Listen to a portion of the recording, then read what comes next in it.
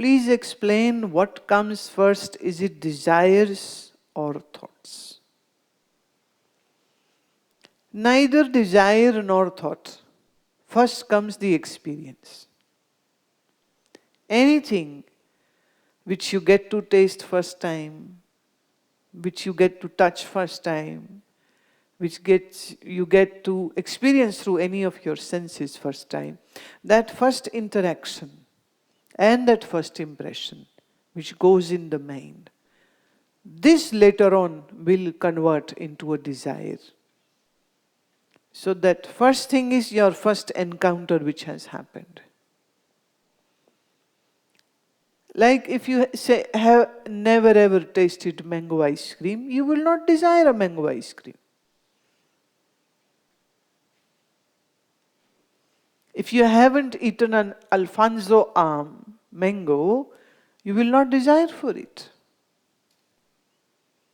So first comes the experience, then comes the thought it's good or not. And if it is good, then the desire will come to have it again.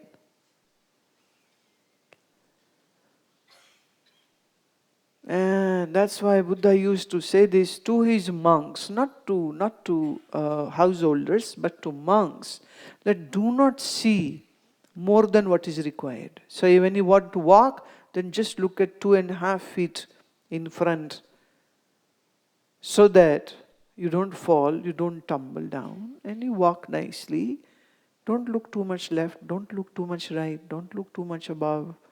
Don't keep on moving your eyes from one point to another. So just look that much as it is required. Why? Because whatever your eyes will see, your mind is going to give a commentary on it. What it is good, it is bad, I like it, I hate it, I want it, I don't want it. Buddha said, don't use your eyes too much. Now, this is not for a householder, this is for a monk, right? Don't hear too much. Don't sit down and listen to gossips of people. Don't talk too much. Have you ever observed a silence for a day or more? You know, when you are silent and somebody comes and sits with you and wants to engage a talk, and you give a sign, you have a sign on your clothing, or that I am in silence. Or somebody says, oh, she is in silence, she will not talk. The other person will still talk to you or will just be silent. I wish to say this, that the desires which are rising in your mind are not happening on an automated way. You had very nicely embedded it in your mind. When you indulge into something, when you experience something sensually, the impression was left in your mind. This impression later on becomes a desire, and then this desire makes you go crazy. Because you want to repeat the act which gave you joy.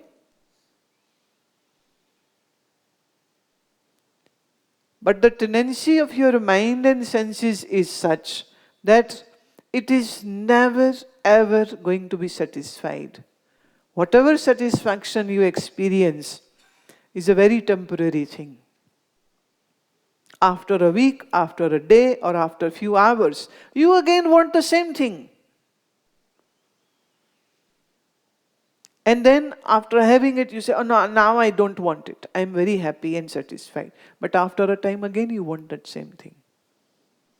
It's like smoking. Have you seen a smoker? A smoker will begin from 1 cigarette. And very soon will progress to 5 to 6 cigarettes. And very soon will be finishing a whole pack in a day. Then maybe 2 packs in a day. And that's how they become a chain smoker. The same thing happens for the alcohol. You begin with a small shot which some friend offered you. You couldn't say no. You had it because everybody was having it. Then you like it. Then you want it. Then you are not waiting for a friend to offer.